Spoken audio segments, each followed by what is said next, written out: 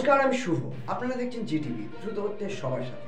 চতুর্থী হচ্ছে আমাদের দুর্গাপুজোর চতুর্থী। সেখানে দাঁড়িয়ে হয়তো উৎসবের চতুর্থী প্রতি বছর থাকে, এবছর আমরা উৎসবে সামিল হতে পারছি না, কারণ আমাদের রাজ্যে উৎসব নেই, সবের উৎসব হয়ে গেছে। তাই চতুর্থীর দিনে মিছিলে হাঁটতে হচ্ছে। এবার দাবি আলাদা করে দাবির কিছু নেই, দাবি হচ্ছে একটি ধর্ষক মুক্ত পরিবেশ সমাজ, এবং সবথেকে আগে ডাক্তারদের যে দাবি রয়েছে তাদের কর্মক্ষেত্রে স্বচ্ছতা, তাদের মুক্ত ভয়ের পরিবেশে কর্মক্ষেত্র দেওয়া এবং সর্বোপরি অবহেলার বিচার। গত 9 আগস্ট আমরা আরজিকরে যে কাণ্ড দেখেছি, 2 মাস হয়নি, তার মধ্যে সারা বাংলা জুড়ে আরও অনেক অবহেলা জায়গা পেয়ে গেছে। তাই এই ধর্ষক খুনিদের শাস্তির দাবিতে আমরা সবাই পথে, কারণ পুলিশ প্রশাসন থেকে আমরা কোনো রকম সহযোগিতা পাচ্ছি না। বিচারের প্রতি আস্থা রেখে আমরা এগিয়ে চলেছি সুপ্রিম কোর্টের কাছে। আমাদের সেখানে দাবি যে বিচার আয়ের অগ্রগতি চাই, সুস্পষ্ট ন্যায় বিচার চাই, দোষীদের দৃষ্টান্তমূলক শাস্তি চাই এবং ডাক্তারদের দাবি মানা হোক। এই হচ্ছে আমাদের। 9 বছরের শিশু কন্যা কুলতলিতে যেভাবে খুন করে 1 কিলোমিটার বাড়ির থেকে 1 কিলোমিটার দূরে ফেলে দেওয়া হয়েছে, কি বলবেন? দেখুন, 9 বছরের শিশু কন্যা যে হয়তো আজকে আমার সাথে এইরকমই তার জায়গায় দাঁড়িয়ে দুর্গাপুজোর উৎসবে মাত্র, তাকে তার মৃত্যু নিয়ে কথা বলতে হচ্ছে, এটা আমাদের কাছে ভীষণ লজ্জা।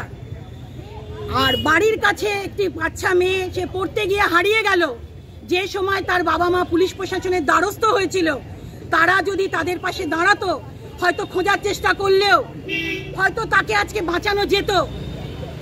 যে আমাদের দেখানো হয়েছে, তার বাবা মাকে যে দেখানো হয়েছে যে তার বাড়ি কোন থানার এলাকায়, কোনো সংবিধানে নেই যে ভারতবর্ষের দাঁড়িয়ে এই থানা না ওই থানা, সেখানে গিয়ে এফআইআর করতে হবে। আমরা বুঝতে পারছি যে প্রশাসন আমাদের সমস্ত কিছু থেকে মুখ ফেরানোর জন্য এই জিনিস করছে এবং তাদের অসহায়তার জন্য আমাদের এই সমাজে 9 বছরের শিশু আজকে উৎসবে সামিল না, সবে সামিল, লাশ কাটা ঘরে পড়ে আছে। মিছিলে হাঁটার তো একটাই দাবি। গত 2 মাস ধরে আমরা রাজপথ ছাড়ছি না।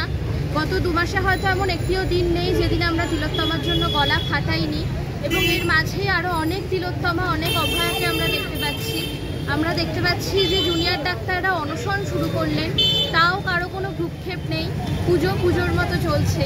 এই পরিস্থিতিতে অন্যান্যবার আজকের দিনে চতুর্থীতে দাঁড়িয়ে যে আনন্দ মনে হয়, এবছর তার লেশ মাত্র নেই। এবছর প্রচণ্ড দুঃখ এবং প্রচণ্ড কষ্টের একটি পুজো। যে অভয়ার বাড়িতে সে নিয়মিত দুর্গাপুজো করতো, সেই অভয়ার বাড়ি আজ অন্ধকারে ডুবে, আমরা কি করে উৎসবে ফিরব? তাই আমাদের এই চিৎকার যাতে না থামে। পুজোর আনন্দে সবাই মেতে গেলেও আমরা যে কজন শিরদাঁড়াযুক্ত মানুষ, তারা মারতে পারছি না। তাই আমরা গলার স্বর কখনো থামাবো না। আমরা সব সময় উঁচু গলায় বিচার চেয়েই যাব এবং একটা পিতৃতন্ত্রবিহীন, একটা সমান অধিকারের একটা পৃথিবী চাইব, যেখানে আর কোনো মেয়েকে ধর্ষিতা হতে হবে না, আর কোনো বোনকে পড়তে গিয়ে তারপর তার মৃতদেহটাকে জঙ্গলে খুঁজে পেতে হবে না।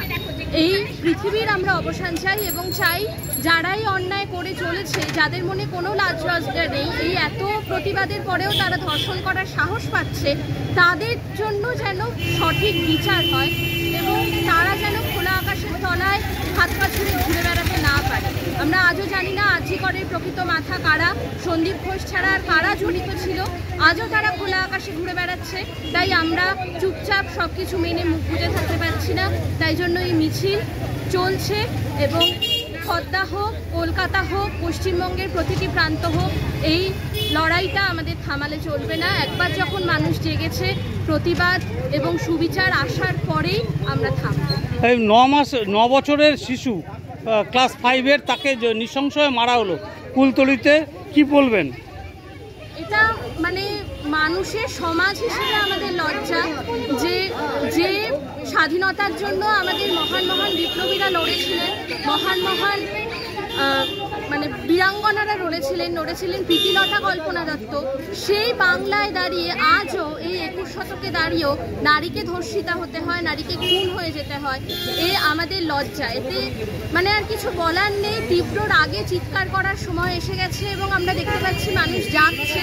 জয়নগরের মতো গ্রাম এবং কলকাতার মতো শহর এক সূত্রে বাধা পড়ে যাচ্ছে তীব্রতায়, আন্দোলনের তীব্রতায়।